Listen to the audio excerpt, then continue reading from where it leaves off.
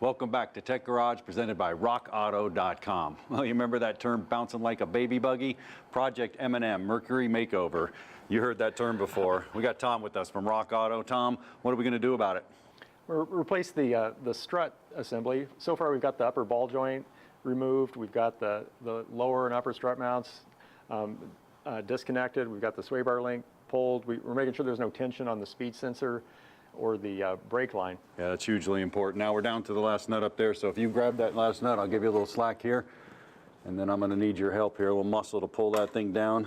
You're a real trooper sticking this thing out. You know, we just, this work seems to be getting heavier and heavier, Tom. I'm looking forward to seeing this Mercury all back together. Yeah, me too, and going on a test drive. Hey, talk about the comparison of this.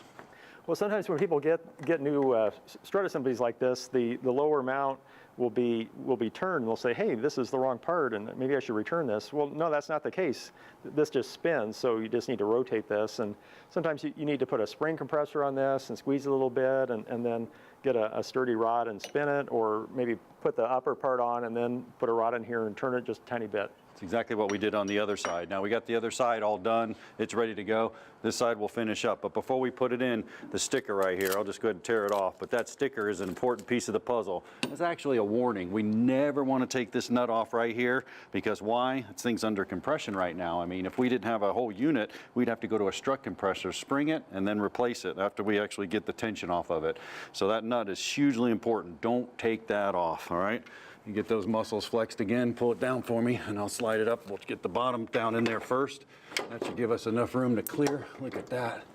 And this one's about indexed, just a hair off. There we go. Okay, great. Get that started. Woo, that's a beefy unit, all right? Looks good. Yeah, I'll tell you what, you want to get started on the top, and I'll educate a little bit about a shock absorber, because it's pretty cool, man. Now, a shock absorber, a job of the shock absorber is to control spring oscillations. And what I'm talking about is the spring controls ride height. A lot of people think the shocks do that. No, they're just there to control them. And you can see inside of one here, this is really cool. This is a cutaway, and this is a gas shock. And what does a gas shock do? Well, there's gas down here, and there's hydraulic fluid up here. And what happens on jounce and rebound as you go up and down, it actually passes fluid through here, and then the gas portion of it, it keeps pressure up on that fluid and stops any aeration, so you get a great ride. These shocks are going to do a great job, man. They're going to do just that.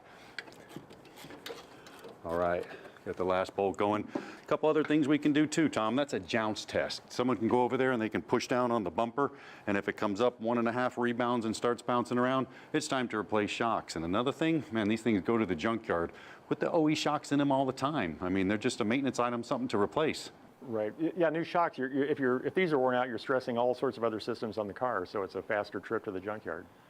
Well, at this point, we can go ahead and put the spindle back together, but we can't do that. What's going on here? Yeah, the seal is disintegrated on the upper ball joint, so we definitely want to replace that. And at RockAuto.com, we have upper control arms with the ball joint already installed, so you don't have to press it out or anything.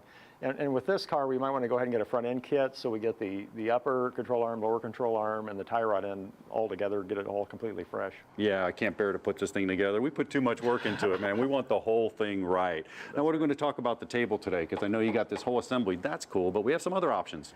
Yeah, the whole assembly, there's advantages to that, and I'd like to talk about that and show the different parts that go into an assembly and why it's good to get them as one unit. Well, while we're over there, we'll get these extra parts. So let's head over there. We'll get that done. We'll get this thing buttoned up. I can't wait to drive it. Sooner or later, we're going to take this thing for a ride, buddy. I'm looking forward to it.